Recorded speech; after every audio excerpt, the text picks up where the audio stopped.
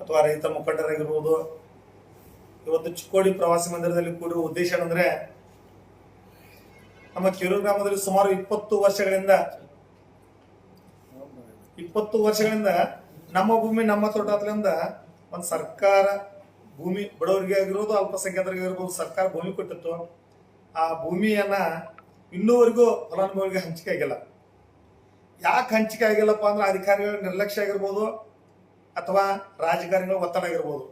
ಅದಕ್ಕಾಗಿ ಸುಮಾರು 18ರಿಂದ 19 ವರ್ಷ ಅಲ್ಲಿಂದ ಗ್ರಾಮಸ್ಥರು ಮತ್ತು ಸಂಘಟನೆ ಎಲ್ಲ ಮುಖಂಡರು ನೋಡ್ತಾ ಬಂದ್ರ, ಆದ್ರೆ ಹಿಂದೆ ಯಾವುದೇ ರೀತಿಯಿಂದ ರೆಸ್ಪಾನ್ಸ್ ಆಗಿಲ್ಲದ, ಯಾವುದೇ ರೀತಿಯಿಂದ ಫಲ ಸಿಕ್ಕಿಲ್ಲ ಅನ್ನೋದಕ್ಕೆ ಉದ್ದೇಶದಿಂದ ಇವತ್ತು ಎಲ್ಲ ಕನ್ನಡ ಪರ ಸಂಘಟನೆಗಳಾಗಿರ್ಬೋದು, ದಲಿತ ಸಂಘಟನೆಗಳಾಗಿರ್ಬೋದು, ರೈತ ಸಂಘಟನೆ ಆಗಿರ್ಬೋದು, ಗ್ರಾಮಸ್ಥರಾಗಿರ್ಬೋದು, ಇವತ್ತೆಲ್ಲರೂ ಕೂಡಿ ಅವ್ರಿಗೆ ಕೆಲವೊಂದು ಟೈಮ್ ಕೊಟ್ಟಿತ್ತು. ಆ ಟೈಮ್ದೊಳಗ ಫಲಾನುಭವಿಗಳಿಗೆ ಜಮೀನು ಹಂಚಿಕೆ ಆಗಬೇಕಾಗಿತ್ತು, ಬಟ್ ಆಗಿಲ್ಲ.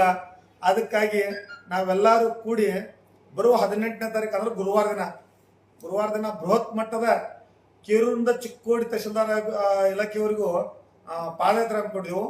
DC ಬರೋವರೆಗೂ ಅಂದ್ರೆ ಜಿಲ್ಲಾಧಿಕಾರಿ ಬರೋವರೆಗೂ ಮಾತ್ರ ಅಲ್ಲಿ ಧರಣಿ ಸತ್ಯಾಗ್ರಹ ಐತಿ. ಅದಕ್ಕಾಗಿ ಈ ಧರಣಿ ಸತ್ಯಾಗ್ರಹ ಅನುವು ಮಾಡ್ಕೊಡ್ಬೇಕು ಮತ್ತು ಅನುಕೂಲ DC ಬರಬೇಕಂದ ಈ ಮೂಲಕ ನಾವು ಕೇಳ್ಕೊತೇವೆ.